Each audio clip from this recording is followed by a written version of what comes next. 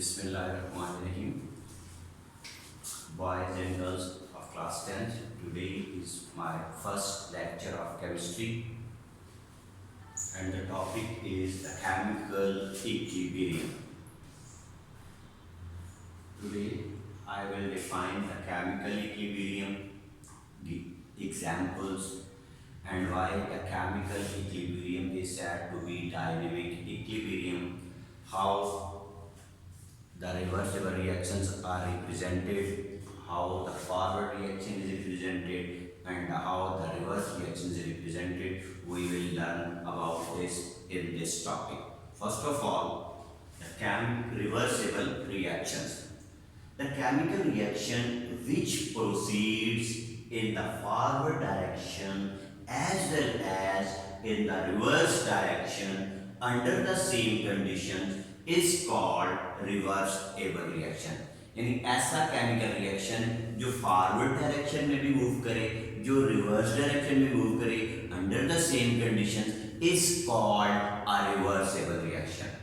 मेरी बात समझ में आई बच्चों आपको? क्या a reaction which proceeds in the forward direction as well as in the reverse direction under the same conditions is called a reversible reaction. यानी ऐसा केमिकल रिएक्शन जो आगे की जानिब भी मूव कर रहा है, जो फॉरवर्ड जा रहा है, जो बैकवर्ड भी आ रहा है, वो रिवर्सिबल है. इसकी दूसरी definition, a reaction in which reactants can react together to reform the original reactants. ठीक है, and is called a reversible reaction.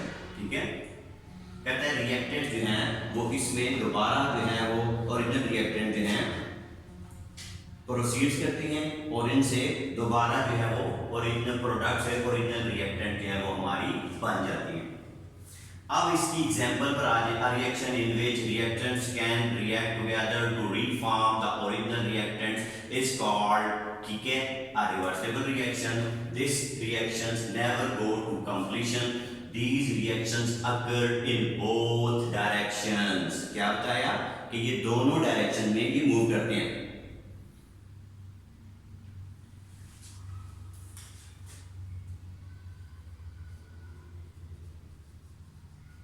अच्छा, तो इसकी दूसरी डेफिनेशन मैंने बताई, reaction in which products can react together to reform the original reactants is called a reversible reaction.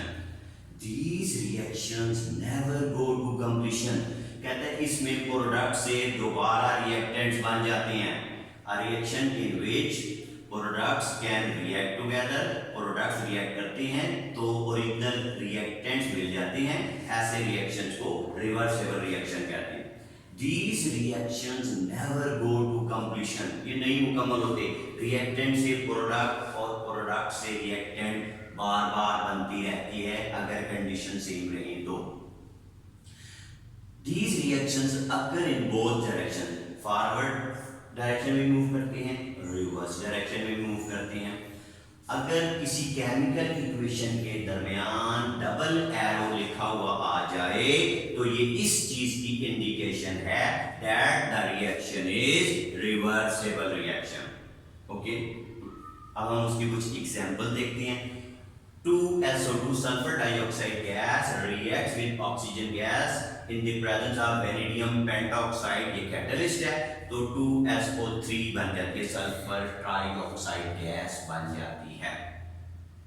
इस तरह N2+3H2, ठीक है, और इसमें आयरन की मौजूदगी में हम देखते हैं अमोनिया गैस बन जाती है. तो नाइट्रोजन गैस और हाइड्रोजन गैस से अमोनिया. अब अमोनिया दोबारा रिएक्टेंट यानी नाइट्रोजन और हाइड्रोजन में डिकम्पोज हो सकती है. इसी तरह सल्फर ट्राइऑक्साइड से दोबारा सल्फर डाइऑक्साइड और ऑक्सीजन गैस बन सकती है. तो ये रिएक्शंस कहलाते हैं रिवर्सिबल रिएक्शन. तो ऐसे रिएक्शंस जिसमें रिएक्टेंट जो हैं वो प्रोडक्ट बनाए अंडर द सेम कंडीशन और प्रोडक्ट जो है वो रिएक्ट करके दोबारा ओरिजिनल रिएक्टेंट्स बना दें, ऐसे रिएक्शंस को हम रिवर्सिबल रिएक्शंस कहते हैं. इसकी दो एग्जांपल्स मैंने कोट की. पहली कौन सी कि सल्फर डाइऑक्साइड गैस रिएक्ट करती है ऑक्सीजन गैस से to produce sulphur trioxide gas. इसी तरह दूसरी क्वेश्चन में मैंने बताया कि नाइट्रोजन गैस रिएक्ट करती है हाइड्रोजन से in the presence of catalyst iron to form 2NH3। तो ये था रिवर्सिबल रिएक्शन। उम्मीद है आपको समझ में आ गई होगी कि ऐसा रिएक्शन जो फॉरवर्ड डायरेक्शन में भी मूव करे और रिवर्स डायरेक्शन में भी मूव करे under the same condition is called a reversible reaction. The reaction in which products can react together to reform the original reactants is called a reversible reaction। ठीक होगी बात। Example इसकी बता दी कि sulphur dioxide और oxygen react करते हैं, sulphur trioxide बनता है। सल्फर ट्राइऑक्साइड गैस दोबारा सल्फर डाइऑक्साइड और ऑक्सीजन बल्ब भी बना सकती है। इसी तरह नाइट्रोजन गैस और अमोनिया आपस में रिएक्ट करते हैं, हाइड्रोजन गैस रिएक्ट करते हैं तो अमोनिया गैस बनती है और अमोनिया दोबारा नाइट्रोजन और हाइड्रोजन में डिकम्पोज हो सकती है। तो ये वो रिएक्शन थे। कहता है कि ऐसे रिएक्शन अगर किसी केमिकल इक्वेशन के दरमियान डबल एरो आ जाए तो ये इस चीज की इंडिकेशन है कि जो रिएक्शन है वो रिवर्सिबल रिएक्शन है। ये reaction these reactions never go to completion, ये कभी भी मुकम्मल नहीं होते हैं। जैसे फॉरवर्ड रिएक्शन था कि कोई चला कार्बन ऑक्सीजन के मुताबिक सी कार्बन ऑक्सीजन से रिएक्ट किया, CO2 बना दिया, रिएक्शन खत्म। ये कभी भी कंप्लीट नहीं होते। अगर रिएक्टेंट की मिकदार कम हो जाती है और प्रोडक्ट की बढ़ जाती है तो रिएक्शन बैकवर्ड डायरेक्शन में शिफ्ट कर जाता है। अगर रिएक्टेंट ज्यादा है और प्रोडक्ट कम है तो रिएक्शन फॉरवर्ड डायरेक्शन से जाएगा और प्रोडक्ट बनना शुरू हो जाएगी। जब रिएक्टेंट्स कम हो जाएंगे और प्रोडक्ट्स के मॉलिक्यूल ज्यादा हो जाएंगे तो बैकवर्ड डायरेक्शन में ये शिफ्ट कर जाएगा। अब प्रोडक्ट से रिएक्टेंट्स दोबारा बनना शुरू हो जाएंगे। तो उम्मीद है कि आपको ये रिवर्सिबल रिएक्शन अच्छे तरीके से समझ आ गया होगा। आगे डेफिनेशन आ गई chemical equilibrium, a state of chemical reaction in which forward and reverse reaction takes place at the same rate. Forward and reverse reactions take place at the same rate is called chemical equilibrium। ठीक है, ऐसा chemical reaction जिसमें forward और reverse reaction जो है वो से एक रफ्तार से वक़्त पसीर हों उसे कहते हैं कि अब इसमें केमिकल इक्विलिब्रियम स्टेज आ गई है। ये एक स्टेट है, a state of chemical reaction in which the forward and the reverse reaction take place at the same rate is called chemical equilibrium। तो ये केमिकल इक्विलिब्रियम की डेफिनेशन बात का तो पूछ लेता है कि डिफाइन कर दो, तो आप ये कहेंगे कि ये एक स्टेट है जिसमें फॉरवर्ड और रिवर्स रिएक्शन टेक प्लेस होते हैं एक ही रफ्तार के साथ, एक ही रेट के साथ। ऐसी स्टेट को केमिकल इक्विलिब्रियम की स्टेट कहते हैं। आगे अक्सर शॉर्ट क्वेश्चन पूछ लिया जाता है, why it is said that chemical equilibrium is dynamic equilibrium. क्या क्वेश्चन पूछ लिया जाता है कि केमिकल इक्विलिब्रियम जो है वो डायनेमिक इक्विलिब्रियम है, ऐसा क्यों है? ठीक है, आंसर इसका chemical equilibrium is dynamic equilibrium because reactions do not stop when they come to equilibrium state. जब वो इक्विलिब्रियम स्टेट एक्वायर कर लेते हैं तो रिएक्शन जो है वो रुकता नहीं है। ठीक है, क्यों? Because the reactions do not stop when they come to equilibrium state. The individual molecules keep on reacting continuously. Individual molecules मुसलसल आपस में रिएक्ट करते रहते हैं। There is no change in the actual amount of reactants and the products. कि ना reactant की मिकदार तब्दील होती है ना प्रोडक्ट की मिकदार तब्दील होती है। This mean concentration of the reactants and the product become constant. इसका मतलब है इक्विलिब्रियम पर रिएक्टेंट्स और प्रोडक्ट्स की कंसंट्रेशन जो है वो कांस्टेंट हो जाती है। तो it is said that the chemical equilibrium is the dynamic equilibrium equilibrium because the reactants do not stop when they come to equilibrium state। तो कहता है कि जब रिएक्शन जो है रुकता नहीं है, जब वो इक्विलिब्रियम स्टेट पर पहुंच भी जाता है तब भी नहीं रुकता। इंडिविजुअल मॉलिक्यूल जो हैं वो कीप ऑन रिएक्टिंग, मुसलसल आपस में रिएक्ट करते रहते हैं। There is no change in the actual amount of reactants and products, और कोई तब्दीली नहीं आती एक्चुअल अमाउंट में रिएक्टेंट्स और प्रोडक्ट्स की। This means the concentration of reactant and products become constant. इसका मतलब ये है कि कंसंट्रेशन रिएक्टेंट्स की और प्रोडक्ट्स की कांस्टेंट हो जाती है एट इक्विलिब्रियम स्टेट। अब आपकी 9.1 सेल्फ असेसमेंट है कि write down the forward and the reverse reaction. इस इक्वेशन का उसने पूछा, तो नाइट्रोजन गैस रिएक्ट कर रही है हाइड्रोजन गैस से टू प्रोड्यूस अमोनिया, ठीक है। इसका फॉरवर्ड रिएक्शन क्या होगा, आपने एक एरो से रिप्रेजेंट करना है, nitrogen react with hydrogen gas to produce ammonia. ये इस इक्वेशन का फॉरवर्ड रिएक्शन है।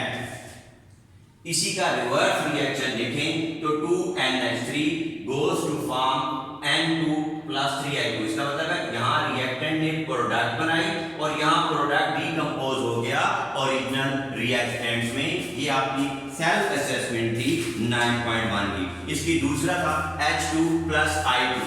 क्या था ये? H2+I2 reversible reaction 2HI। तो बच्चों इसमें भी आपने क्या करना है कि आपने बताना है कि इस इक्वेशन का जो है वो फॉरवर्ड और रिवर्स रिएक्शन आपने लिखना है। ये सेल्फ असेसमेंट की दो इक्वेशन थी, इसमें आपने फॉरवर्ड और रिवर्स जो है वो इक्वेशन जो है वो आपने बतानी है। तो अब हम लिख लेते हैं इसके फॉरवर्ड रिएक्शन क्या होगा। देखिए फॉरवर्ड रिएक्शन इसका इक्वेशन का ये होगा क्या ही, हाइड्रोजन रिएक्ट कर रहा है H2 गैसियस फॉर्म में है फिजिकल स्टेट प्लस I2, और ये एक एरो से बता दिया, क्या बना दिया उसने 2HI। इसका रिवर्स रिएक्शन क्या होगा,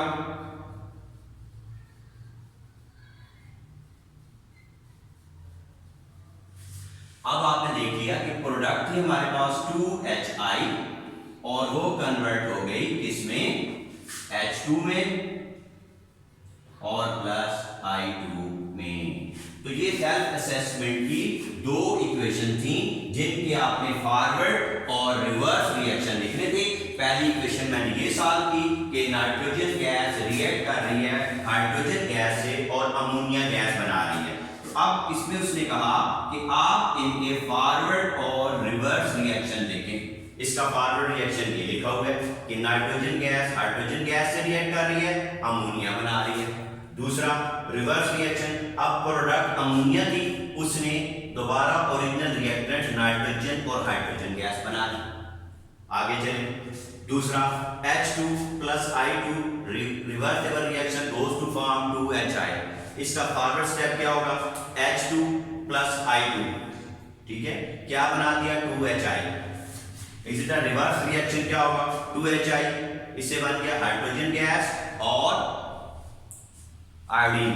तो पता ये चला कि फॉरवर्ड और रिवर्स रिएक्शंस क्या होते हैं, इसका फॉरवर्ड स्टेप कैसे लिखते हैं, इसका रिवर्स स्टेप कैसे लिखते हैं, इसकी डेफिनेशन, केमिकल इक्विलिब्रियम की डेफिनेशन हमने पढ़ी। इसके साथ साथ हमने ये देखा कि ये जो केमिकल इक्विलिब्रियम है इसके बारे में कहा जाता है कि ये डायनेमिक इक्विलिब्रियम है। ये क्या है, तो आज का जो मैंने आपको काम करवाया ये आपने नीट कॉपीज पर लिखना है एज इट इज। पहला चैप्टर है केमिकल इक्विलिब्रियम के रिवर्सिबल रिएक्शन को कैसे डिफाइन करती है, गिव एग्जांपल। तो आपको दो डेफिनेशन बताई केमिकल रिवर्सिबल रिएक्शन की और साथ ही साथ दो इक्वेशन दे दी। डिफाइन कर दिया केमिकल इक्विलिब्रियम को, ये भी बता दिया कि केमिकल इक्विलिब्रियम जो डायनेमिक इक्विलिब्रियम होता है वो कैसे होता है, उसकी भी आपको रीजनिंग क्वेश्चन लिखा दिया। और जो सेल्फ असेसमेंट थी इसी चैप्टर की कि क्या दो इक्वेशनें दी हुई हैं 9.1 की सेल्फ असेसमेंट में कि नाइट्रोजन और हाइड्रोजन गैस रिएक्ट कर अमोनिया बना रही है, इसका फॉरवर्ड रिएक्शन लिखें और इसका रिवर्स रिएक्शन लिखें, ठीक है जी। अच्छा बच्चों, इसी क्वेश्चन में अगर आप देखें तो उसने एक शॉर्ट क्वेश्चन पूछा हुआ है कि write down the microscopic characteristics of the each, ठीक है। फॉरवर्ड और रिवर्स रिएक्शन के माइक्रोस्कोपिक कैरेक्टरिस्टिक्स लिखने हैं, तो ये आप चले जाएं पेज नंबर 15 के ऊपर। माइक्रोस्कोपिक कैरेक्टरिस्टिक्स हैं, ये आपकी असेसमेंट है। आपने ये शॉर्ट क्वेश्चन यहाँ से लिखना है, यहाँ पर देख लें ये लिखा हुआ है पेपर के ऊपर, पेज नंबर 15 है। फॉरवर्ड रिएक्शन और रिवर्स रिएक्शन, इसकी तीन प्रॉपर्टीज गिवन है।